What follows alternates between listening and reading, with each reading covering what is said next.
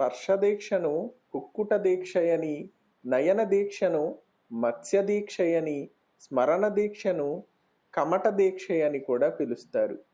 దీక్ష శక్తిమంతమైతే ఇంతవరకు గడిపిన జీవితం వ్యర్థమని, పరమసత్యాన్ని తెలుసుకోవాలనే కాంక్ష అతనిలో ప్రబలమవుతుంది.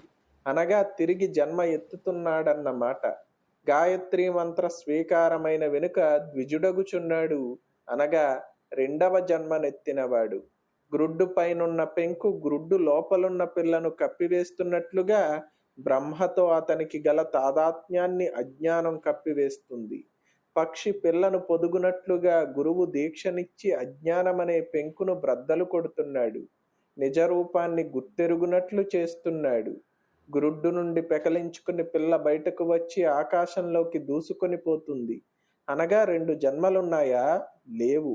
పెంకులో ఆవరించబడిన పిల్ల, పెంకును చీల్చుకున్న పిల్ల రెండూ ఒక్కటే. ఆ పెంకు ఎలా బ్రద్దలవుతుంది? గుడ్డుపై కోడి కూర్చుని ఉంటుంటే పిల్ల బయటకు వస్తుంది. స్పర్శ దీక్ష అట్టిది. చేప నీళ్లల్లో గ్రుడ్లు పెడుతుంది, అక్కడే ఉండదు, అటు ఇటు తిరుగుతుంటుంది. నేటి జంతు శాస్త్రజ్ఞులు ఏమంటారో తెలియదు గాని ఆ గ్రుడ్లను చేప చూస్తూ ఉంటుందని, దానితో అవి పిల్లలవుతాయని మన శాస్త్రవేత్తలు అంటారు. ఇది మత్స్య దీక్ష. అలా చూపుతో గురువు దీక్షనిస్తాడు. ఇక తాబేలు గ్రుడ్లను ఇసుకలో పెడుతుంది, తిరిగి నీటిలో ప్రవేశిస్తుంది.